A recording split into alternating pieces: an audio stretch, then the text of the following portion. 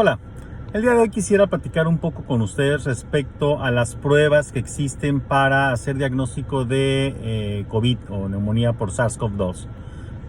Recientemente se han liberado algunas pruebas de anticuerpos IgG e IgM para el diagnóstico de esta enfermedad y lamentablemente se están usando de manera inadecuada.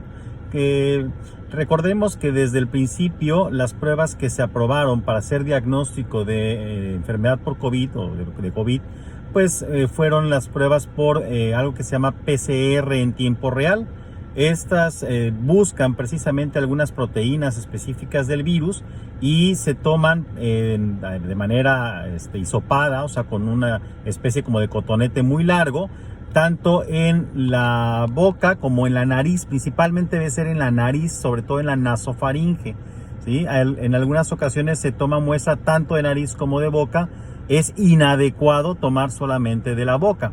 Esto porque precisamente en este lugar es en donde más se alojan los virus y donde es más probable que los encontremos y que salga una prueba confiable. Bueno, este tipo de pruebas tiene una pequeña margen de error, sobre todo cuando hay un error en la técnica de la toma de la muestra. Sin embargo, la mayoría de las veces es bastante confiable para las personas que actualmente están cursando con la enfermedad, y esta positividad se va a presentar sobre todo durante los primeros 9 días de la enfermedad.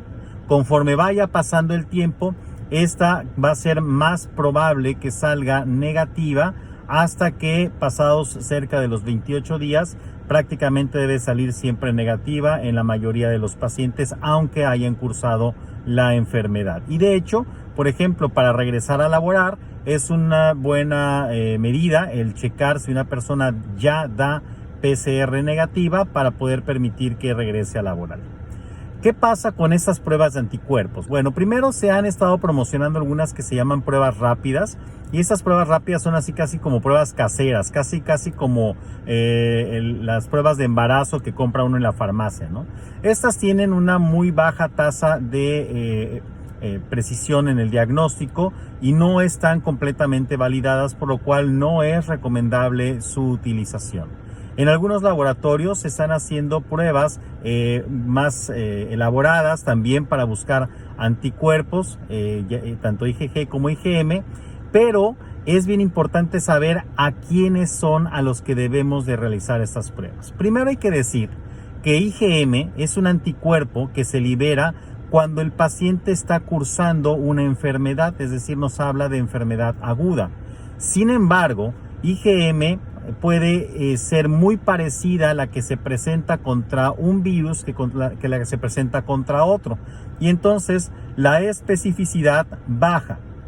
De manera que si alguien en este momento tiene una IgM positiva para COVID, puede ser que no tenga COVID. E incluso también si la tiene negativa, puede ser que el cuerpo todavía no esté generando anticuerpos y por eso salen negativos. Estas pruebas no se deben de realizar para hacer diagnóstico actual de COVID. Una persona que tiene síntomas o que ha tenido un contacto reciente con alguien positivo debe realizarse PCR. Por el contrario, la IgG es una inmunoglobulina, un anticuerpo de memoria. Es decir, nos dice que alguien ya estuvo en contacto con un agente infeccioso y que nuestro sistema inmunológico generó una respuesta y esta respuesta nos deja inmunidad. Entonces, yo puedo utilizar esta prueba para saber si alguien ya tuvo y para saber si le generó una inmunidad. De manera que esta se debe hacer solamente en personas que ya tienen 2 semanas de haber dejado de tener síntomas o que ya tuvieron 2 semanas de haber tenido un contacto con alguien sospechoso o positivo.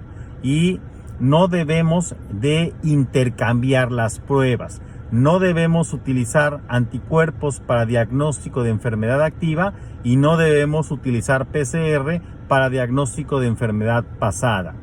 Si nosotros utilizamos el laboratorio juiciosamente, va a ser de mucha utilidad. Si nosotros solamente hacemos estudios al ahí se va, sin ningún juicio racional, entonces solamente vamos a estar desperdiciando nuestro dinero y desafortunadamente mucha gente está saliendo a las calles creyendo que no tiene COVID solamente porque tiene una prueba de anticuerpos negativa, lo cual no es válido. Cuídese y estamos para servirle. Que tenga bonita tarde.